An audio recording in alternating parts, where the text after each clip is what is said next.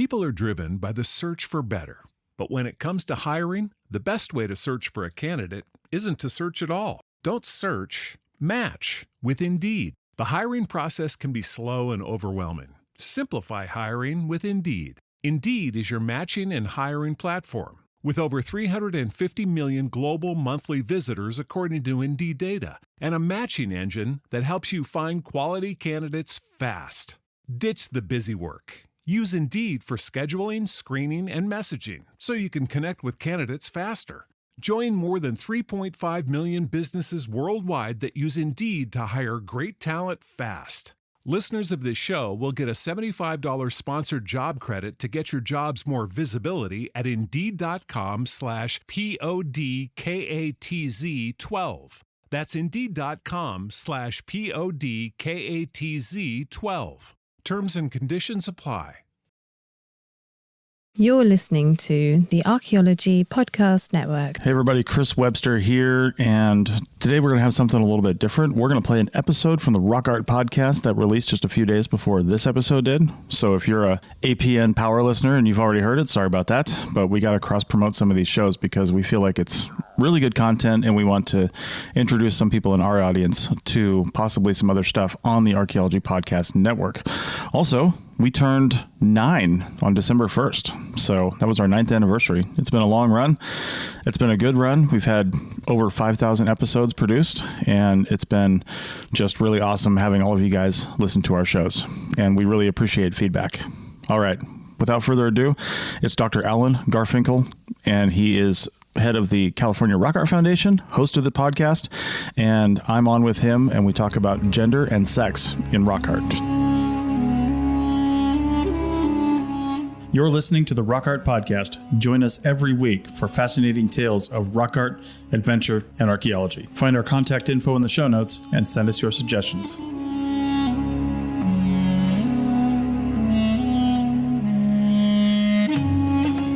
Hey, out there in Rock Art Podcast land, this is your host, Dr. Alan Garfinkel, and we're going to be doing a show, episode 114, with Chris and myself talking about sex, gender, and rock art, both the artisans and the subject matter. This is something we've not talked about before and is central to our understanding of Native thought.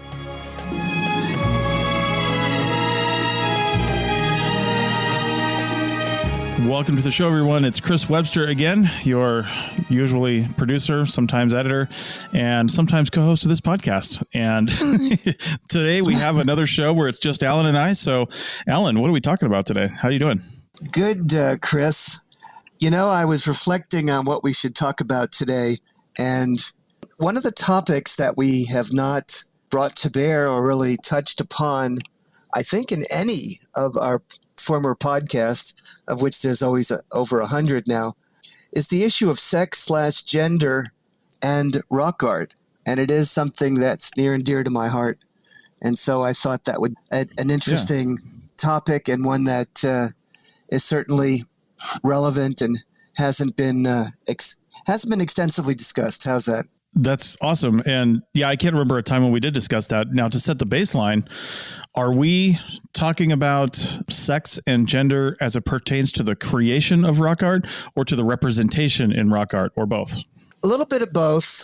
And yeah, it's a little bit of both. Mm-hmm. And relates to the issue of the femaleness, maleness, or genderness of various figures in rock art, and also vis-a-vis the artisans themselves who are responsible for the creation of rock art. How's that? Okay. Yeah. Awesome. Yeah. All right. Well, where do we start? So let's start with some definitions or some discussions. When we talk about the term gender, it's become a topic, very relevant to in our own sort of, discussions in the news and in books and other things. Gender has to do with the roles and references culturally to an individual in our society. And so when we talk about sex, typically, biologically, there's only two of them, male and female. But when you talk about gender, then we have, the male and the female, but we also have individuals that bridge both those roles, or that transfer or transpose, or, change their roles into something a bit different. They may have initially been a man but live as a woman, or are perceived as a woman and feel called to be a female. So I guess we could talk a little bit about all of those and much, much more. To kick this off, what became interesting to me, is some of the assertions in the literature, in the scholarly rock art literature, about the artisans and the representations and the function of rock art, be it in the Great Basin or in other areas of the world. It seems to be a very androcentric perspective, meaning a very strong perspective from men.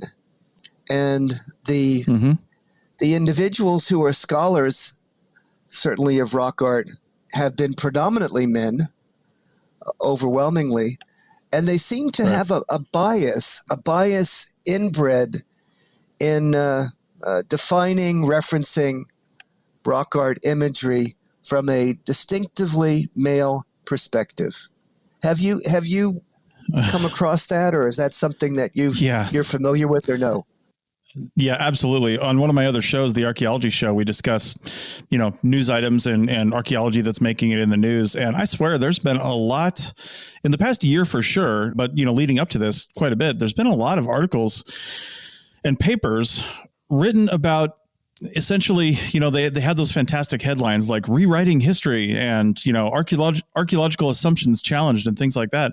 And we shouldn't be surprised by that anymore. We're finding out more and more that what we thought was either a predominantly male or even predominantly female activity, for that matter, just because we look at it and we say, oh, only women do that, at some point in history, ... They've done it all the time. And then same thing with male, we see, in fact, there's an article that is going to be out, I think, in a future episode of the Archaeology show, about a stele found in Spain. And they've long held these assumptions that, oh, well, if it's got like warrior and like, what is it, weaponry and things like that, that this must be representing a male, or it must be representing a female if it's got, long hair and some other attributes. And they've always just assumed, hey, this is a female. Well, this one is one that they would normally count as female, but it has clear male genitalia. So like, what do you do with that? You know what I mean? This might be part of that gender fluidity. You know what I mean? So right. We can't assume anything is really what the story is there. And the male bias that's happened in archaeology for the last 150 years, it just got to be thrown in the toilet and started over. I would agree. Now, in terms of my own research and something that's near and dear to my heart, I know I've talked about Coso rock art ad nauseum, but a number of people have very ardently represented that the rock art of the Cosos represents male shamans who are representing themselves in costume. And this was an exclusively male activity. So I had a woman, an African-American woman, scholar, who got her PhD from the University of Florida. Her name is Marissa Molinar. And she and I worked together for several years on Coso rock art and discovered quite the opposite. So when we began to examine this corpus of material relating to the iconography of the Cosos, surprisingly what we found was an inordinate, a very prevalent expression of the feminine gender, or sex, as it were, represented by these individuals who appear to be decorated animal human figures who are always represented as male shamans. And that's rather important, I mean, it was sort of a revelation on my part, and one that also came out in a book by Carolyn Maddock, who sketched hundreds of these animal-human figures and identified them, said she was a student of the Koso genre, these decorated animal-human, these anthropomorphs or pattern-bodied figures. And she argued that many of them were women. So that's at one level interesting. Now, if we take it a step further, what is even more interesting in some ways is if we look at the cosmology, if we look at the way in which the worldview of Native Americans are typically rendered, they aren't exclusively male at all. They look at this worldview as a layered universe. And that layered universe begins with a feminine layer of an earth goddess or earth mother. You've run across that or no?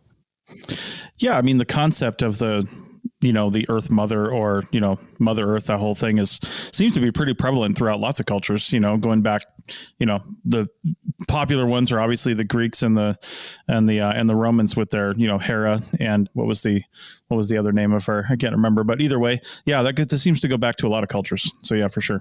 So what the basis of that was, in part, is if we look at the sky world, right, and see that it's populated by the sun, the moon, and the stars.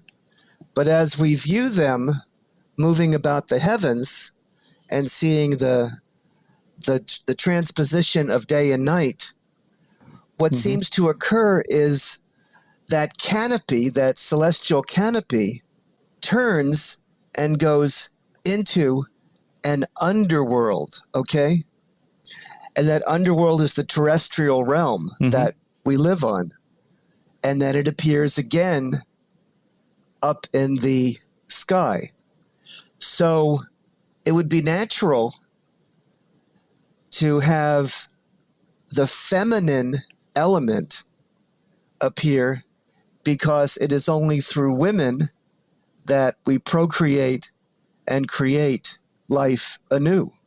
And so if we sort of take an analog or metaphor of what we see in the natural world, it seems logical that this terrestrial realm, this earth mother, would then be of a feminine deity who is creating or birthing on a daily basis the heavenly bodies. Does that make any sense? Right. Yeah, it does. Yeah, because that was a view of Native people, certainly in the indigenous world of California and the Great Basin, but also into the American Southwest and in Mexico as well, that they saw this realm as a creative realm and one that has a feminine inclination. How's that? Right. Okay. Well, I've got a comment on that for sure, but let's do that when we continue on the other side of the break. In the meantime, there are lots of other good shows. I mentioned one, the Archaeology Show on the Archaeology Podcast Network. We've got a couple new ones called And My Trowel and Tea Break Time Travel, which isn't exactly new, but the same host does both of those. And check them out. Go to arcpodnet.com. We'll be back in a minute. Introducing Zaxby's new chicken finger tacos. One with pico and creamy chipotle ranch, and the other with bacon and avocado ranch. Chicken expert since 1990. Taco expert since now. Woo, saucy! Zaxby's. Ready to level up your career? Text DISH to 44043 now to dive into a world of exciting technician opportunities at DISH. From cutting-edge technology to a supportive work environment, DISH offers the perfect platform for your success. Connect with us today to discover how you can be part of a dynamic team driving innovation. Connect today and join the DISH family, where innovation meets opportunity. Text DISH to 44043 to kickstart your journey towards a rewarding career. Shop Plato's Closet tax-free August 2nd through 4th for back-to-school styles. We sell the trendy, gently used styles you need to make a difference in the world and in your wallet for back-to-school shopping. Save up to 70% off regular retail prices by choosing recycled styles. Save even more when you shop tax-free this weekend. Make a change that others can respect and repeat. Shop Plato's Closet in North Charleston and West Ashley this year for your back-to-school looks. Plato's Closet, located in West Ashley on Sam Rittenberg Boulevard and North Charleston on Rivers Avenue. Welcome back to episode 114 of the Rock Art Podcast. We're talking about gender and sex and representation and in rock art and all kinds of other things. So one of the things I wanted to talk about, because you're making me think about this right at the end of the last segment, is, again, we make assumptions, right?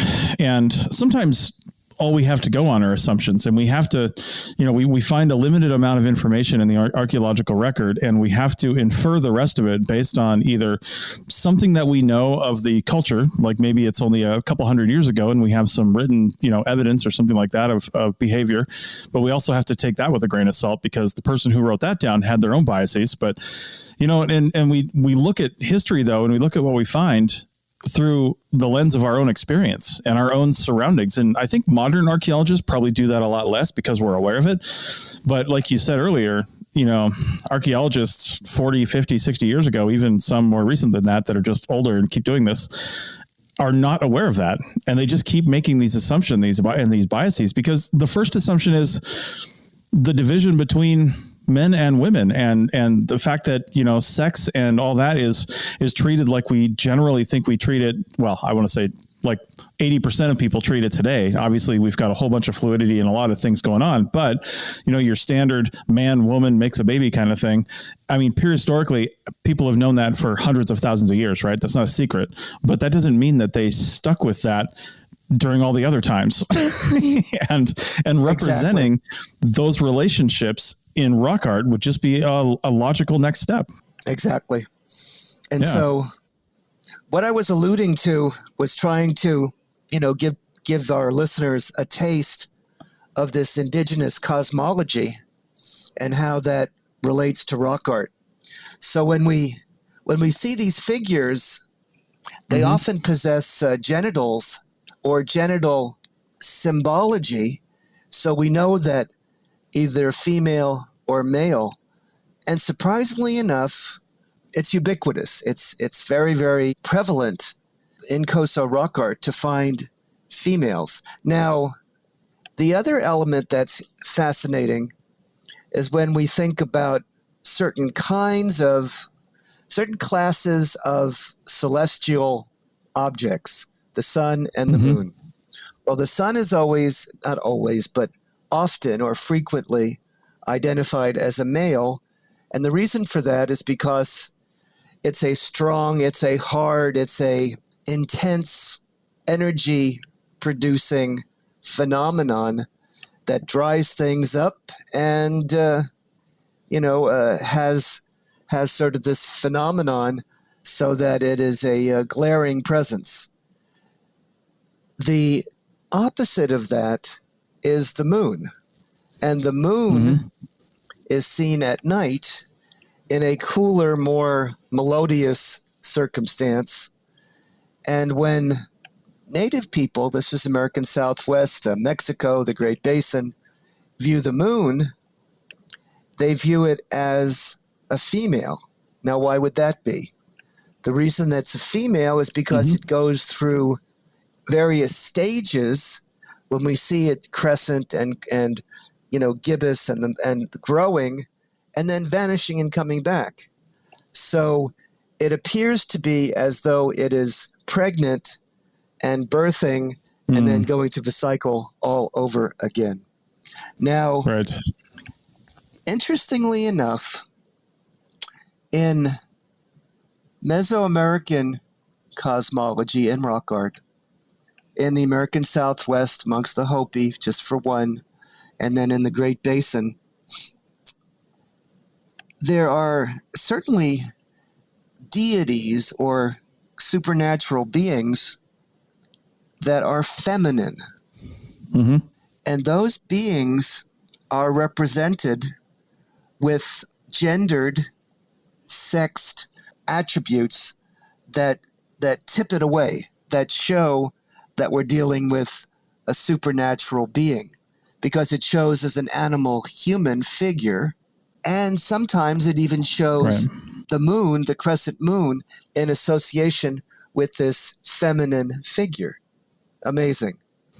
So, yeah. And that figure, so if we're taking this ethnographically and we look at what the native people tell us through the traditions, through the sacred narratives, this is a being. Well, for instance, if you want to be extreme, if we look at the high cultures of Mexico, they found a 27-ton statue of one of their basic high culture deities named Coatlicue. And it's a feminine deity. We know it's a feminine deity because it has breasts. And it also is birthing a snake. And it's covered in snakes. Covered in snakes. So I don't mean to get off track with this discussion, but snakes figure highly in Uto-Aztecan cosmology, both for the Great Basin, the American Southwest, and in the high cultures of Mexico, as you're well aware. And it is a figure that is prominent for a lot of reasons. And it has, metaphors. So whenever you're thinking about the depiction of an animal, a human, a figure, you have to ask yourself, what are the attributes of that figure? What's the habits and habitats of it? And how can we think about that? And what is that representing to the native mind? And what was it trying to communicate? So that's always helpful. If I get off track on this one, let's jump to the artisans, right? The people who manufactured rock art and what their sex may have been. For the longest time, we thought that exclusively these were shamans who were men. But recently we found strong evidence that going back to almost the beginnings of rock art itself, when we had handprints that were manifesting on the walls of dry caves with, numbers of 10,000s of years ago, they are exclusively females and young females at that. And they're very strong in that perspective. If you think about it even further, we have ethnographic evidence in Southern California that it was the women, young women, coming of age who ran to rocks and embellished their handprints on those rocks, or identified a series of diamond patterns that were representing snakes, again, on those rocks. But they were the artisans, the functional personae who were actually crafting the rock art, not men, but women. Wow. Okay. So that puts a whole different cast, a whole different sort of genre into our understanding of the meaning, function, and implication of rock art, doesn't it? No, for sure. I mean, name the scene and it's probably been depicted in rock art somewhere in the world, right? I mean, it's not always, like you said, hunting and things like that. So, I mean, it is a lot of the time, or it seems like it is, but not all the time. And I think that just goes to say that, like you said, rock art wasn't exclusive to one gender, for lack of a better word. It wasn't exclusive to that. It was probably inclusive of, just about anybody, because it doesn't take somebody who's particularly strong to do it. And sometimes not even particularly creative, to be honest. Some of those shapes, those early shapes are relatively simplistic, right? And just about anybody could have done it for whatever reason. And I always thought that the more simplistic ones, the more abstract ones were really are the product of some sort of ritualistic behavior, right? Because it's representing something. Whereas the ones that are more identifiable figures, obviously they can represent some kind of ritual, but they may also just be, people putting images that represent them or their tribe or something on the, on the wall because it's prominent and they know it'll stay there forever. So, who knows? Yeah. I've used set of words to talk about rock art. One of them is representing personal immortality,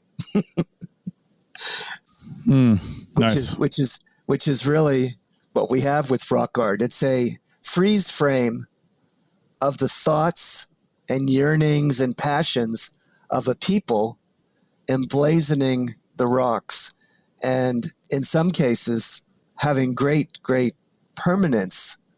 It can be there for hundreds, thousands of years, and continues to be exist in a permanent state, communicating those images to those who came much, much later. I feel like the modern equivalent of that is writing a book because, books are cataloged and even if it's not a popular book that had a big run and, didn't sell millions of copies or even thousands of copies, it's stored somewhere. The Library of Congress has a record of this book. And, as long as that sticks around for a little while. And it's a legacy. Yeah. So for sure. I noticed that I had left the profession for about 20 years or so and came back, and the professionals in archaeology, of course, were still arguing over the same topics when I had previously been, and they referenced my work. Right. They were referencing articles and information that I had developed 20 years ago that were germane to the topic. And I said, wow, that's kind of neat. I guess it was good that I wrote it down and that I published it. Nice. So, yes. No, but it is remarkable that we can have such a legacy, and that people can go to the library and see and touch and read and picture the imagery and verbiage that's emblazoning the pages of these books, because it's a monument, a legacy to the people who crafted those original thoughts and words, and they can be hundreds or even thousands of years ago. Right. And so that's, as you say, the modern day rock art is the books and testaments we have to those scholars and individuals who were creative and decided to memorialize their thoughts. And so rock art is certainly that same genre, memorializing the thoughts and stories and passions of a people. And that's what's so amazing to me when you view the rock art, because you're seeing it with your eyes, but from their perspective. Right. Okay.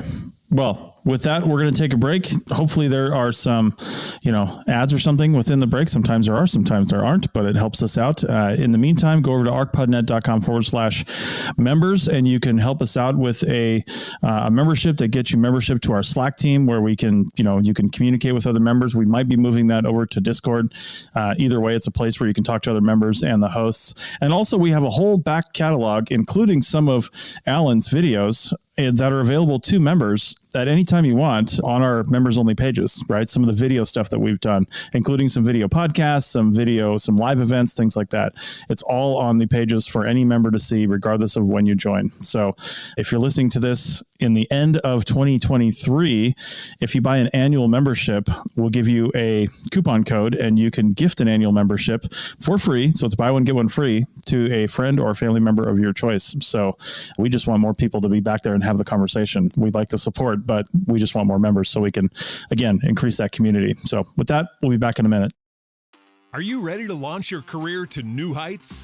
Visit careers.dish.com/technician now and uncover a world of exciting opportunities waiting just for you. From cutting-edge technology to a supportive work environment, Dish has everything you need to thrive. Don't wait any longer to kickstart your next opportunity. Apply today and join the Dish family, where innovation meets opportunity. Visit us online at careers.dish.com/technician. Your future starts now. Shop Plato's Closet tax-free August 2nd through 4th for back-to-school styles. We sell the trendy, gently used styles you need to make a difference in the world and in your wallet for back-to-school shopping. Save up to 70% off regular retail prices by choosing recycled styles. Save even more when you shop tax-free this weekend. Make a change that others can respect and repeat. Shop Plato's Closet in North Charleston and West Ashley this year for your back-to-school looks. Plato's Closet, located in West Ashley on Sam Rittenberg Boulevard and North Charleston on Rivers Avenue. Chicken tacos should only be trusted to chicken professionals. That's where we come in. Introducing Zaxby's new chicken finger tacos. One comes with pico de gallo and creamy chipotle ranch. And the other comes with bacon, lettuce, tomato, and avocado ranch. Chicken experts since 1990. Chicken taco experts since now. Order yours today in the Zax Rewards app. Woo, saucy! Zaxby's. Welcome back to the Rock Art Podcast, episode 114. And, Alan, we've been talking about the human representation of gender and the people that create the rock art and things like that. But one of the biggest features of rock art, and as you alluded to in the last segment, is animals. There's animals all over rock art. They're represented all over the place. And, I was wondering about some of the assumptions made regarding animals. And for example, we were talking about this on the break. My assumption is, because this is what I've always heard, is that, female animals are often represented and in conjunction with fertility and things like that. And male animals are often represented, if you can even tell the sex. Sometimes you can't, but male animals are often represented in conjunction with hunting and dominance and things like that. So what are your thoughts on all that? Well, let's give you a living, breathing example of sort of the contradiction or conflation, sort of the intersection of the male and female gender in animal representations. So we have the bighorn sheep that appears throughout the Great Basin, and also these horned animals that appear literally all over the world. It's a key figure that is represented in rock art, really in many of the major rock art recorded areas all over the globe. So one of the things I learned from a scholar who's interviewed these rock art scholars that are doing work in the Altai and Southeast Asia, in Africa, et cetera, all over the place, where there is depictions of these long-horned animals. I said, first of all, the long-horned animals often or frequently are always represented with tails. And we thought that to be curious because when you view some of these huge horned beasts, one of the sort of the least evident attributes or parts of their physiology that you'd want to even bother rendering is a little tail, right? Right. Their tail is often tucked nicely into their behinds and rarely shows up in any particular fashion when you see the animals. Well, it turns out that those tails are a analog or metaphor for exactly what you've talked about, and that has to do with fertility. And the tails are shown in an upward mode, either parallel to the ground or at ratcheted up towards the heavens. And that was a mystery to me for a long time, and it was discussed at great length in a number of books and articles. And I finally discovered exactly what the story was.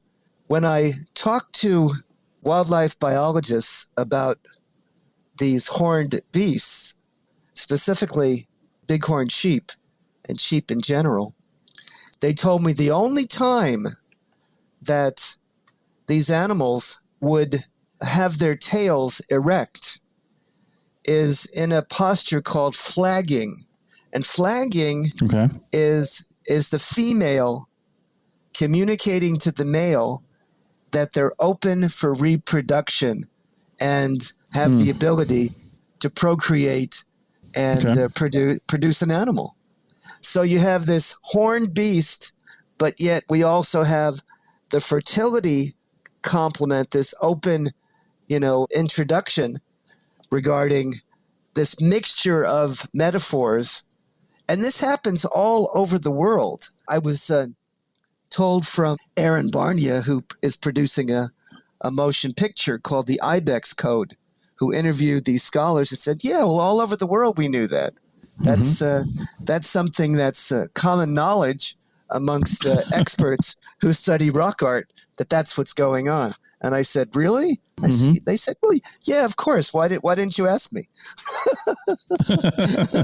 So it took me a long time to figure that one out, and I had to go round the horn to do so. But that's what's going on, and that's a fascinating sort of intersection between the male and the female, isn't it? Yeah, it really is. And I wonder if, well, to back up a little bit, one of the first, I think maybe the first time I ever saw you speak and ever possibly even met you in person, I'm not really sure though, was at the San Francisco, I think, Society for American Archaeology meeting, something like 10 years ago. And I remember you talking about bighorn sheep of the Coso and this representation with their tails being up. It was very animated. Yeah. I'll bet. Yeah. Well, it's been quite a mystery for a lot of people, but I think we've got that mystery solved. So as well, there seems to be, we've talked about indexical animals, and those appear as well.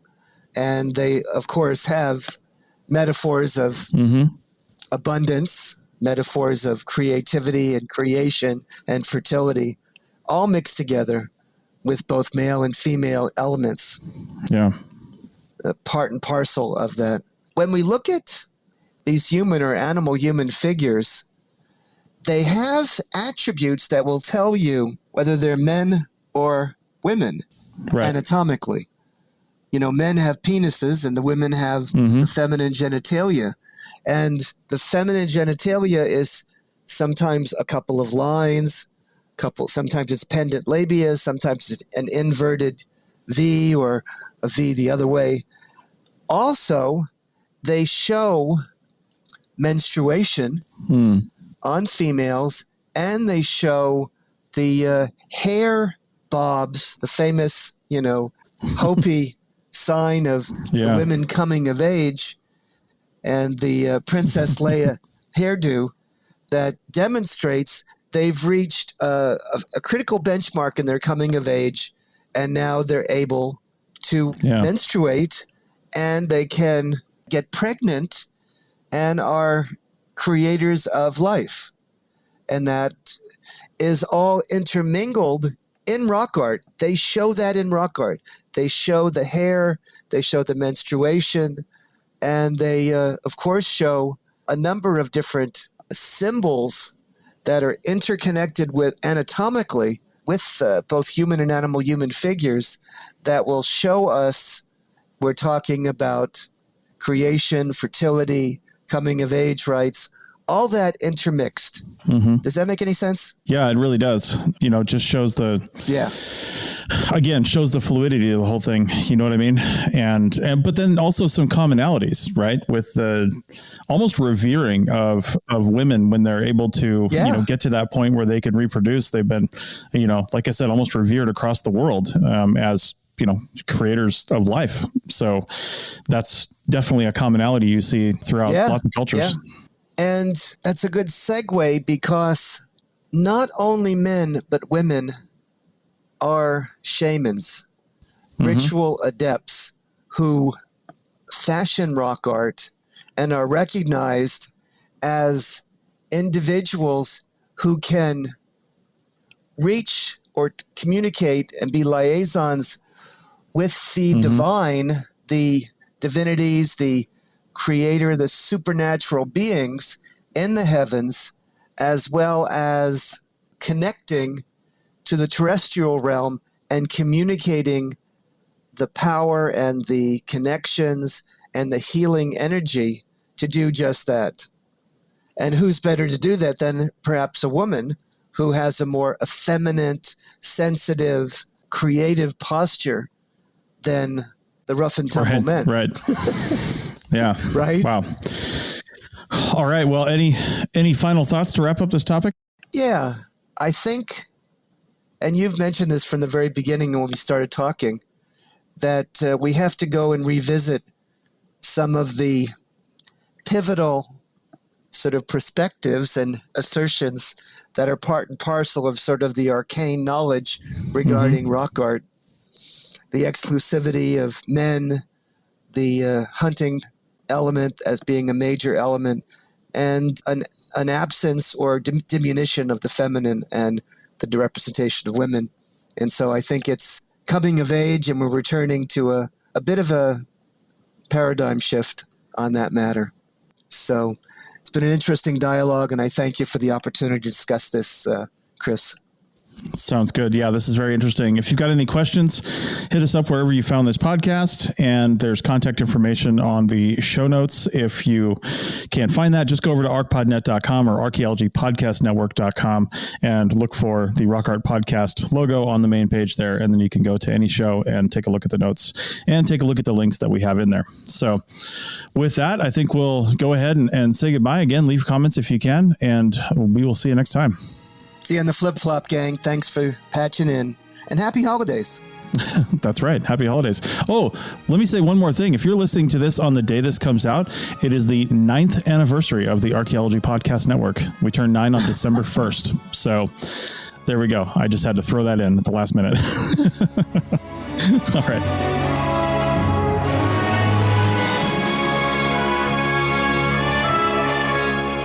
Thanks, everybody, for listening. You can find the Rock Art Podcast wherever you find podcasts and at arcpodnet.com/rockart. Also, don't forget about the Archaeology Show. Please rate and subscribe. Thanks a lot. We'll see you next time.